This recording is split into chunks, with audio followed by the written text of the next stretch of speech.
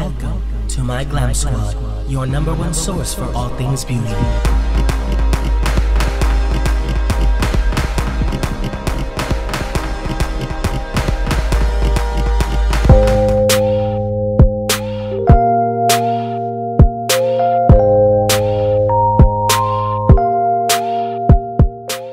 This makeup look, I'm going in with my MAC Cosmetics strobe cream all over the face. For the look I'm going for today, I decided to apply it all over rather than just her cheekbones to give her that really radiant look. To intensify the glow that her skin is giving, I went in with the Laura Mercier Radiance Primer all over the face and just blended it into the strobe cream.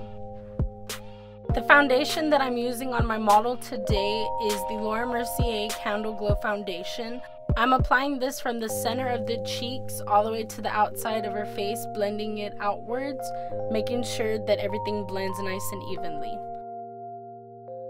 I'm going in with MAC's Pro Longwear Concealer in NC20 to cover up any discoloration on the under eye area on my model. This duo fiber brush that I'm using is probably one of my favorites. I love it for the under eye area and it just helps to blend everything out nicely.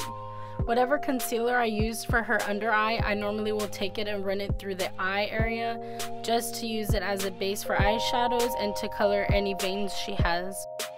Since we're going for a very fresh look, I wanted her contour to look as natural as it possibly could. With that being said, I used my Anastasia Cream Contour Kit. I find that when I use this, I get a much more natural appearance of contouring on the skin. Make sure there was no harsh lines from the contour, I went back in with that same foundation and blended everything once more. I wanted to stick with creams before going in with powder to set things, so I went in with the Majorette Cream Blush from Benefit Cosmetics. I took a dual fiber stippling brush and applied this from the center of the cheeks back into the contour for a fresh face. Instead of setting her face like I normally do with the translucent powder, I went in with my MAC Cosmetics Skin Finish in Lightscapade. I was going to use it as a highlighting shade, but then I decided to sweep it under the eyes, through the center of the forehead, and down the bridge of the nose just to set everything in place.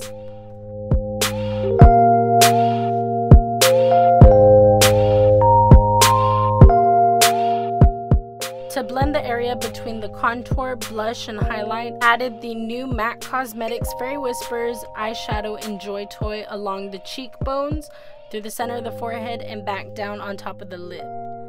I used a fluffy fan brush with this instead of a small dense one to keep everything looking light and airy.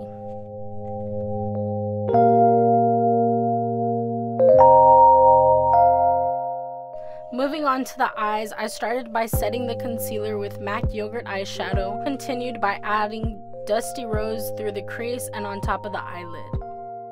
I then mixed Orange You Fancy and Aubergine into the crease, darkening up the eye look.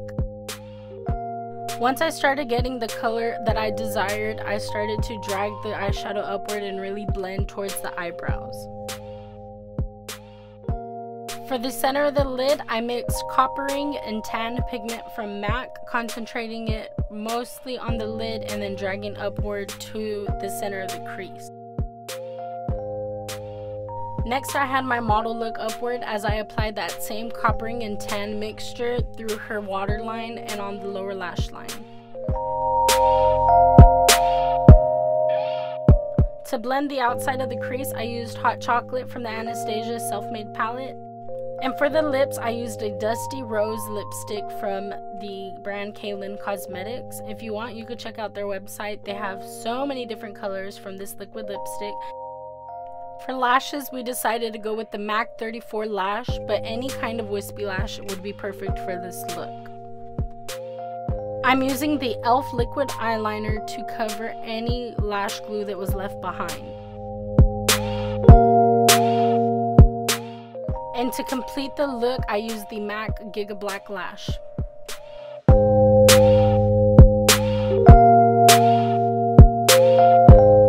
Thank you so much for watching, and don't forget to like, comment, and subscribe.